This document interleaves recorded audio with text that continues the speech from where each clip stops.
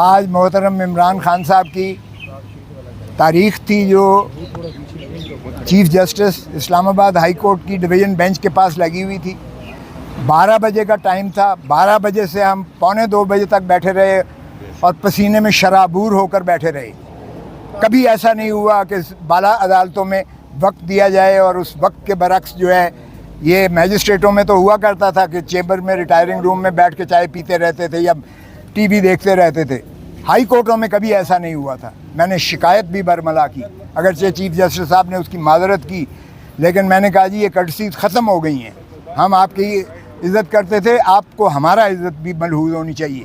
ہم پسینے سے شرابور ہو کر جو ہے یہاں 2 گھنٹے سے بیٹھے ہوئے ہیں اور آپ نے جو ہے ٹائم دے کے ابھی نہیں آئے. اور پھر میں نے ان کو بتایا کہ خان صاحب کے ساتھ یہ ایڈیشنل سیشن جج جیل میں گیا ہے انسپیکشن کرنے کے لیے, اور اس نے لکھا ہے کہ خان کے کمرے کے باہر جو ہے وہ لگا ہوا تھا کیمرہ لگا ہوا تھا, جو ان کو نہانے کی جگہ اور جو ان کو انخلاء کی جگہ تھی وہ کھلی تھی.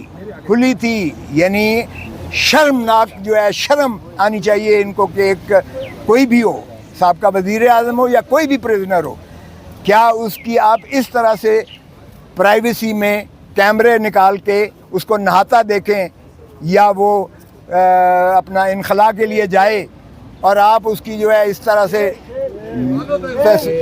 تصویریں کیمرے میں دیکھتے پھریں. یہ آج تک نہیں ہوتا دنیا میں, یہ ہو رہا ہے عمران خان کے ساتھ. اور پھر اس نے کہا کہ ایڈیشنل سیشن جج نے رپورٹ دی ہے جو میں نے آج پیش کی ہے اس عدالت میں, عدالت عالیہ میں, اور اس نے کہا ہے کہ انہوں نے مجھے شکایت کی تنگی کی ساری. اب اندازہ کیجئے گا حکومت اس کو بیٹر کلاس دے رہی ہے. جو سزا ہے وہ سمپل امپریزنمنٹ ہے, مشقتی سزا نہیں ہے, سادہ سمپل امپریزنمنٹ ہے جو سزا دی ہے. اور اوپر تو رہا یہ کہ اس کو بیٹر کلاس دی ہے اس لیے کہ وہ اسٹیٹس کے مطابق دیتے ہیں. وہ سابقہ وزیر اعظم ہے اور ایسی جگہ پہ اسے رکھا ہوا ہے اٹک جیل میں جو جانوروں لائق بھی نہیں ہے جہاں رکھا جائے. تو یہ جو ہے میں نے اس کو دی ہے, بتائی ہے اس کو. اور کل میں نے خان سے ملنا بھی ہے اس لیے کہ ان کی طرف سے ایک ریکویسٹ آئی تھی کہ آپ ضرور پلیز ملیے گا. تو میں نے آج ان کو بتایا ہے, جو چیف صاحب نے اجازت تو دی ہے. آج جب شروعات ہوئی بحث کی تو وہ وکیل صاحب آ گئے ایک مدعی کی, پتہ نہیں اس کے لیے کون انتظار کر رہا تھا.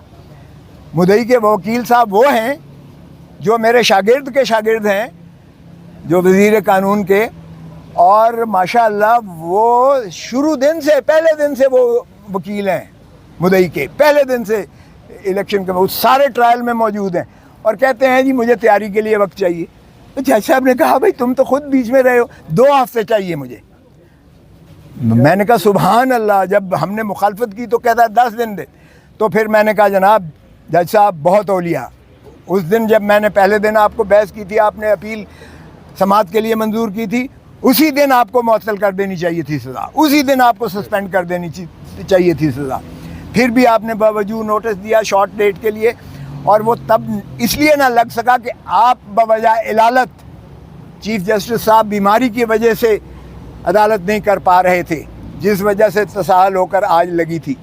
میں نے کہا جی یہ تو نہیں ہو سکتا, اس لیے کہ یہ آپ میری زندگی کا حق مجھ سے چھینا لیں, جو اللہ کے ہاتھ دی ہوئی ایک انعام ہے انسان کو, اور آئین میں اس کا تحفظ کیا گیا ہے, آئین میں اس کا تحفظ کیا گیا ہے. اور یہ ہر دن ہر لمحہ جو میرا گزر رہا ہے یہ میری زندگی سے کاٹ رہے ہیں آپ, جس کا کسی دنیا میں کسی شخص کو, کسی عدالت کو اختیار نہیں ہے, کیونکہ یہ بنیادی حقوق سے متصادم ہے.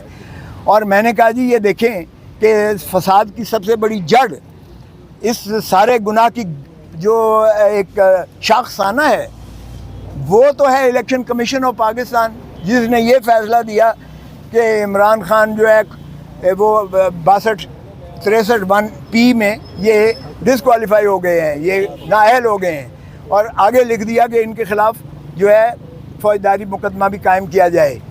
اچھا اب اندازہ کریں کہ وہ آرڈر لاہور ہائی کورٹ میں چیلنج ہوا اور اس میں ایڈمٹ ہو گیا ہے, اور اس میں کہا گیا کہ کوئی اس کے خلاف کارروائی نہیں کی جائے گی, کوئی کارروائی نہیں کی جائے گی اس کے پاداش میں. اور دیکھیں کتنے کھلے ننگے طور پر اس کا پروسیکیوشن بھی ہوئی اور سزا بھی ہوگی. اور پھر میں نے کہا جی آپ جورسڈکشنل انکیپیسٹی ہے, اس عدالت کو اختیار ہی نہیں تھا ایڈیشنل سیشن جج کو یہ کیس سننے کا, اس لیے کہ سیکشن 193 CRPC کہتا ہے کہ کوئی سیشن کورٹ براہ راست کوئی کیس نہیں سن سکتا, وہ میجسٹریٹ کے پاس جاتا ہے, میجسٹریٹ ریفرل کرتا ہے 193 میں کورٹ آف سیشن اگر ہو. اور میں نے 2022 سپریم کورٹ منتھلی ریویو کا حوالہ دیا ایگزیکٹ اسی نقطے پر انہوں نے سیشن کے آرڈر کو سیٹ اسائڈ کر دیا ایگزیکٹ اسی پر. تو پھر میں نے کہا جی یہ تو سارا ٹرائل ہی جو ہے غیر آئینی ہے اور یہ اس کی سزا جو ہے وہ کالعدم ہے اور یہ نان ایسٹ ہے. پھر میں نے کہا جی دوسری بات یہ ہے کہ یہ کمپلینٹ جو مدعی کیا گیا ہے ڈسٹرکٹ الیکشن آفیسر وہ کر ہی نہیں تھا سکتا کمپلینٹ جو ہے یہ الیکشن ایکٹ کے تحت, کیونکہ اس میں election commission of Pakistan complaint کر سکتی ہے یا الیکشن کمیشن آف پاکستان کسی کو ڈیلیگیٹ کر سکتی ہے. یہاں سیکٹری الیکشن کمیشن نہیں ہے, سیکٹری وہ ایک ملازم ہوتا ہے, وہ کمپلینٹ جو ہے کر رہا ہے وہ کیسے کر سکتا ہے, نہ اس کو کوئی ڈیلیگیشن ہے. سیکٹری جو ہے وہ ڈسٹرکٹ الیکشن آفیسر کو دے رہا ہے اور ڈسٹرکٹ الیکشن آفیسر جو ہے کمپلینٹ کر رہا ہے. تو یہ کمپلینٹ ہی جو ہے انکمپیٹنٹ ہے, یہ ناقابل, یہ ایک ردی کا کاغذ کا ٹکڑا ہے جس پر کوئی کارروائی نہیں ہو سکتی تھی.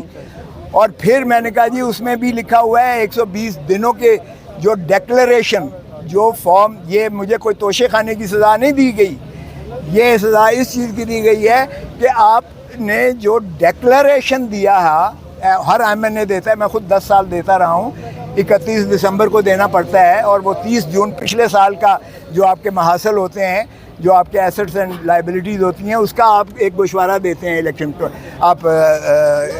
Commission of Pakistan.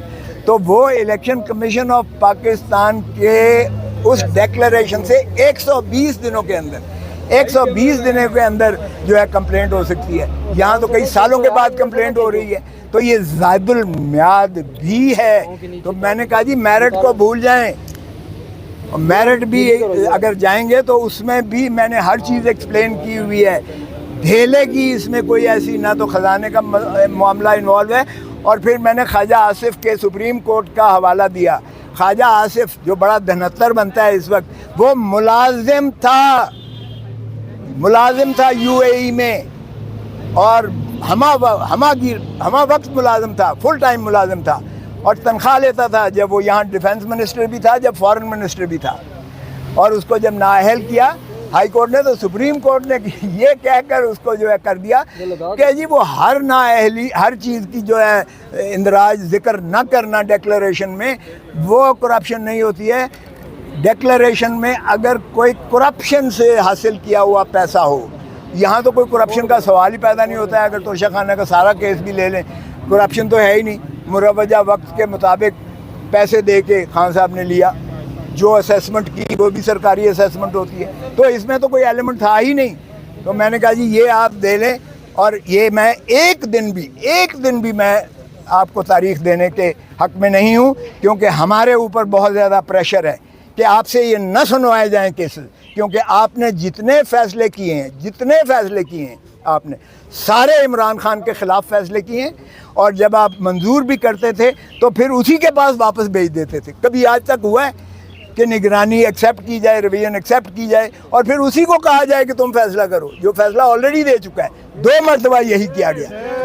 اور پھر میں نے کہا جی کہ اگر آج آپ ملتوی کریں گے تو پھر آج خواجہ حارث نہیں آیا, کل ہو سکتا ہے میں بھی نہ آؤں, کیونکہ ہمارے اوپر پریشر یہ ہے کہ آپ سے نہ سنوایا جائے کیسز, اور آپ اس لیے کہ بائسڈ ہیں. ایک طرف تو آپ دیکھیں کہ جب اس کی ڈیفنس عمران خان کی اسٹرائک آف کی گئی ہے, صفائی دینے کا موقع اس کو بند کر دیا گیا ہے, اور اس کی جب ہم نے نالش کی تو آپ نے نوٹس دے کے آپ نے پروسیڈنگ سٹے کیوں نہیں کی.